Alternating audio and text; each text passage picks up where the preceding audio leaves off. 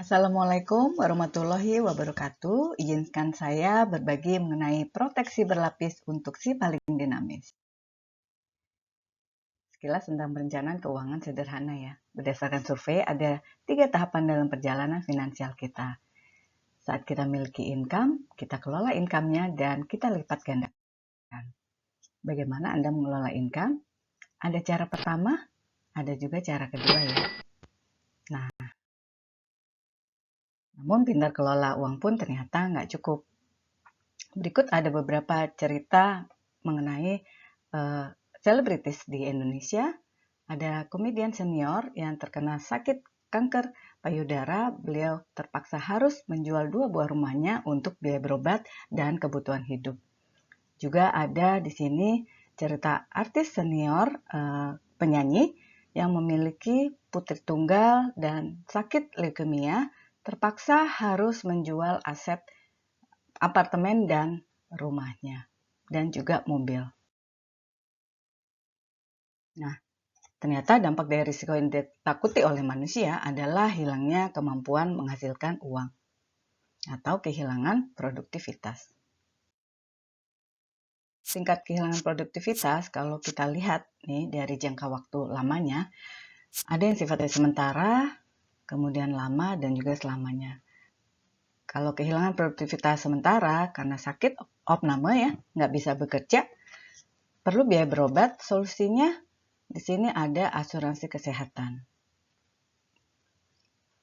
Kalau sakit cukup lama, tidak bisa bekerja, biaya berobat cukup besar, biaya hidup terganggu, terpaksa harus jual aset, solusinya ada asuransi kondisi kritis.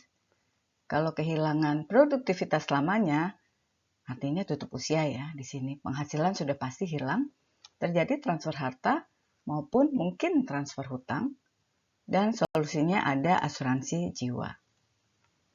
Nah, kita kali ini akan highlight asuransi kondisi kritis ya. Hidden cost of critical illness, biaya tak terduga saat kondisi kritis. Bila sakit cukup lama, biaya berobat di rumah sakit tercover dengan asuransi kesehatan, misalkan dari BPJS atau asuransi kesehatan swasta. Namun biaya hidup keluarga terus berjalan, sekolah anak juga harus dibiayai, adanya cicilan, tanggungan yang harus dibayar, biaya pengobatan rutin yang tidak ditanggung asuransi, adanya pengobatan alternatif, biaya peralatan medis di rumah, suplemen, biaya transportasi, akomodasi. Ternyata ini adalah biaya-biaya tersembunyi yang nominalnya cukup besar ya. Karena alasan inilah makanya ada asuransi kondisi kritis untuk memproteksi penghasilan maupun aset.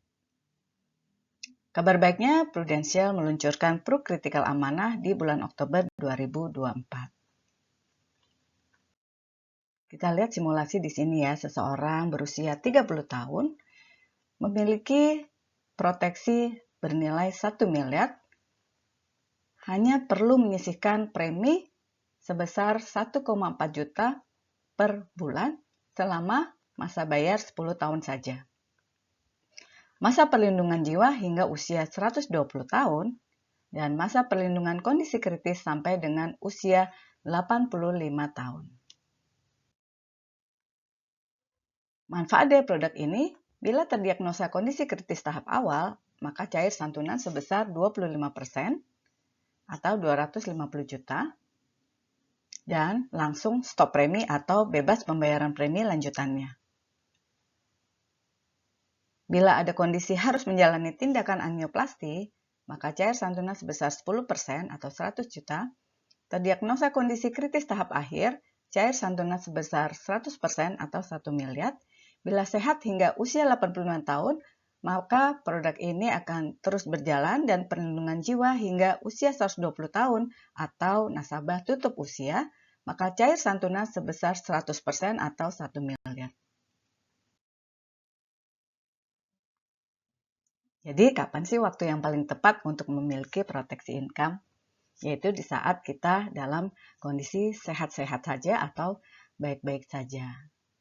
Nah, apabila di sini ada kekhawatiran mengenai biaya-biaya tersembunyi tadi, bisa kita ajukan ya untuk diproses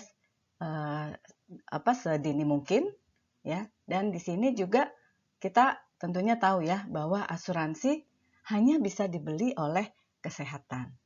Dan Pro-Critical Amanah bisa dibeli dimulai dari usia anak umur 6 tahun. Kabar baiknya lagi, ada spesial promo untuk bulan ini, bisa dapatkan cashback sampai 10% dari kontribusi tahunan untuk pengajuan program Pro-Critical Amanah. Berikut ada testimoni dari klien kami, wanita usia 58 tahun, beliau buka polis di tahun 2019, ada manfaat sakit kritis, tidak beruntung terkena stroke, ya. Kemudian beliau mengajukan klaim, diterima oleh Prudential 13 Agustus 2024, dan Prudential menyetujui klaimnya di 3 Oktober 2024, dan beliau menerima dana klaim sebesar 1 miliar. Jadi beliau bisa melanjutkan pengobatannya tanpa perlu khawatir untuk biaya-biayanya maupun aman ya untuk tidak kemudian menjual asetnya.